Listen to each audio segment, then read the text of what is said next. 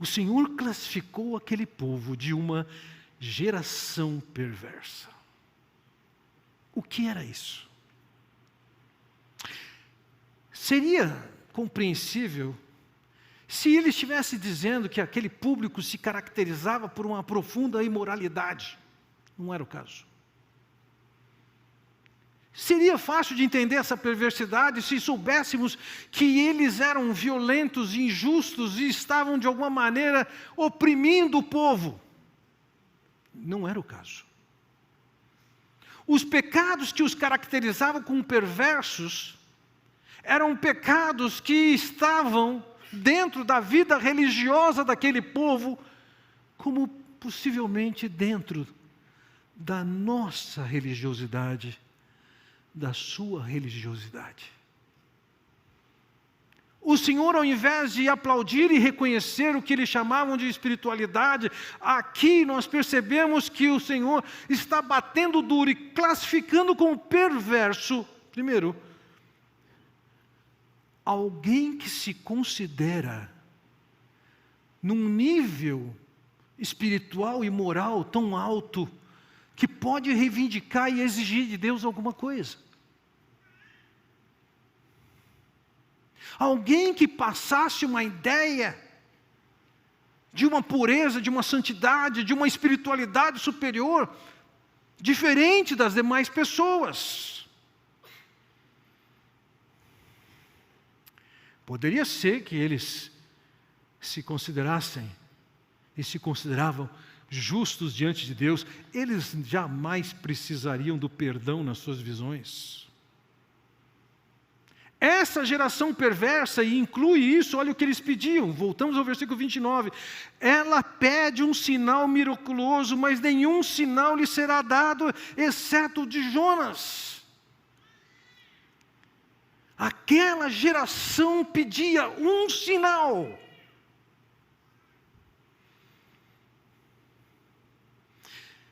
Que sinal você gostaria de ter para que efetivamente você se voltasse para Deus com todo o seu ser? O que falta? Eles queriam um sinal. E de fato, eles não queriam um sinal para que resolvesse o seu ceticismo. A perversidade era essa. Eles tinham visto e provado tanto do que Jesus podia ter feito e fez, do ensino de Jesus, mas isso não era suficiente. Em João capítulo 1, versículo 14 diz, aquele que é a palavra tornou-se carne e viveu entre nós. Vimos a sua glória, glória como do unigênito vindo do Pai, cheio de graça e de verdade. Quem conviveu com Jesus sabia que estava diante de alguém fora da curva.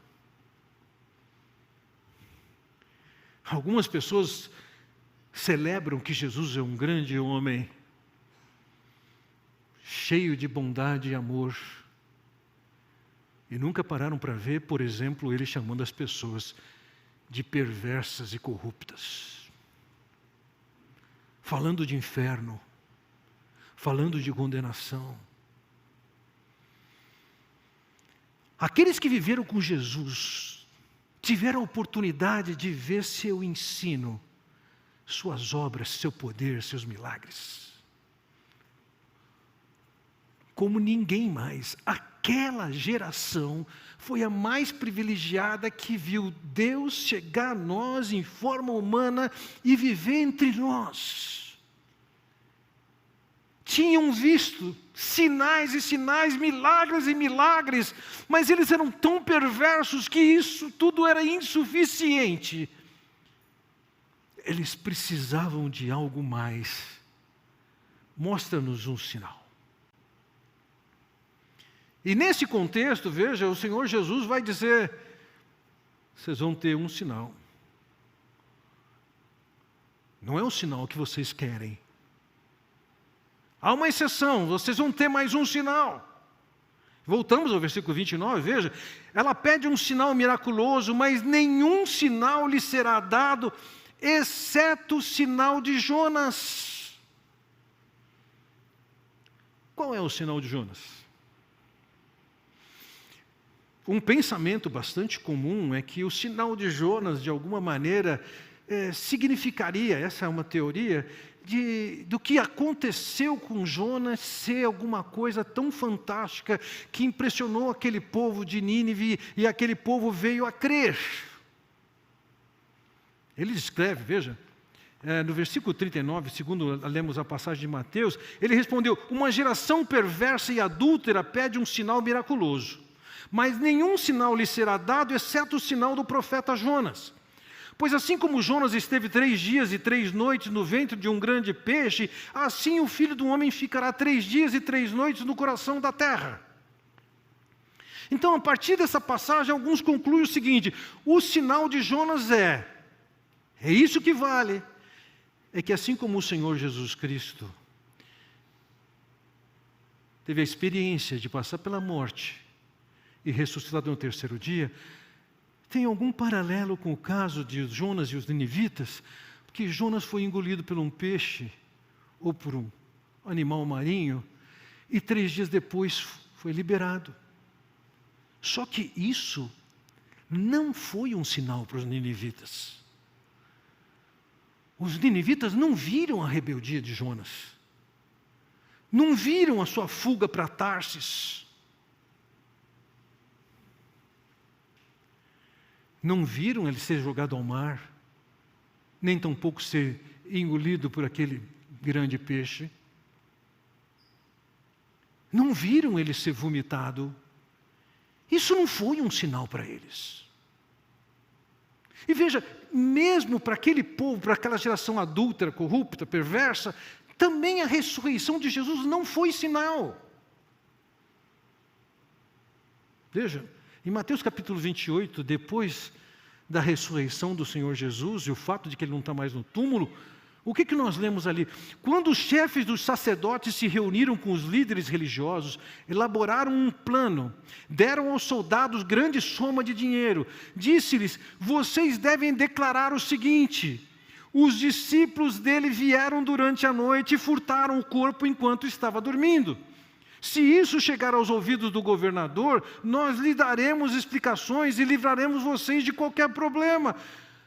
As evidências da ressurreição para aquela geração corrupta e perversa eram insuficientes ao ponto de eles camuflarem a verdade, criarem uma nova narrativa para que aquele fato verdadeiro não fosse conhecido. Era uma geração corrupta e perversa. Diante do que conhecia, das evidências que tinham, eles ainda assim mostravam-se absolutamente contrários a crer quem era Jesus. Ainda que existe um paralelo entre a história de Jonas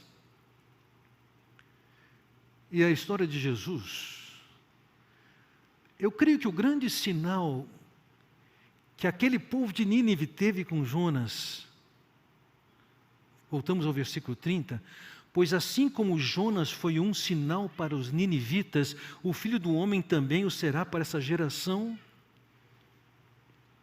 O sinal que Jonas deixou em Nínive, e que eles puderam ver e ouvir, foi exclusivamente a pregação da mensagem de Deus. Então eu entendo que o que o Senhor está dizendo é o seguinte: eles tiveram a oportunidade de ouvir a pregação de Jonas, esse foi o sinal. E a partir de agora, vocês que viram tantos sinais e não creram, saibam, o único sinal que vocês vão ter é o sinal da pregação. A mensagem vai ser entregue a vocês. E diante do fato de que o Senhor Jesus já tinha feito tantos sinais e entregado tantas mensagens para eles, o Senhor diz o seguinte: existem testemunhas incriminadoras acerca da corrupção de vocês, do adultério de vocês, da perversidade de vocês. Vejam, a primeira testemunha, a rainha do sul, ou a rainha de Sabá. A rainha do sul se levantará no juízo com os homens dessa geração e os condenará. Pois ela veio dos confins da terra para ouvir a sabedoria de Salomão e agora está aqui o que é maior do que Salomão. A rainha do sul, de Sabá, era uma rainha que estava localizada, seu reino estava a 3.500 quilômetros de onde estava Salomão. Chegou a ela, de alguma maneira, um pouco do ensino e da sabedoria de Salomão, revelação de Deus. E ela se interessou tanto por isso, que ela rodou 3.500 quilômetros para ouvir a pregação, a mensagem, o ensino de Salomão. Você tem ideia do que é isso? Não existem aviões nem aeroportos, não existem trens, não existem rodovias tais como nós conhecemos hoje, não existiam veículos que pudessem se deslocar por esses 3.500 quilômetros num tempo até confortável. Mas ela sai de onde ela está e roda 3.500 quilômetros para ouvir Salomão.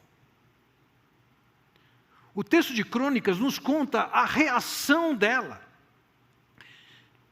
E disse ao rei: foi verdade a palavra que a teu respeito ouvi na minha terra e a respeito da tua sabedoria.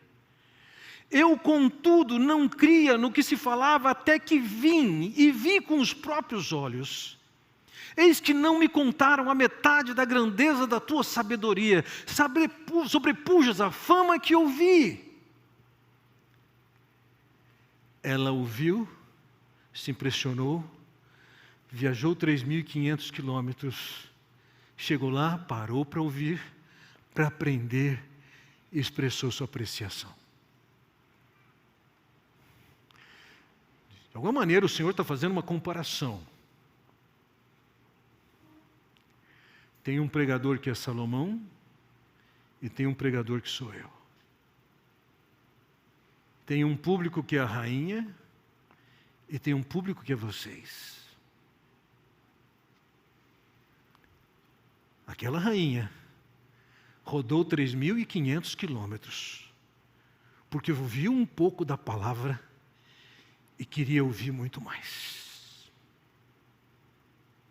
Vocês estão ouvindo Deus encarnado, com todas as manifestações, e estão querendo mais coisas, mais sinais.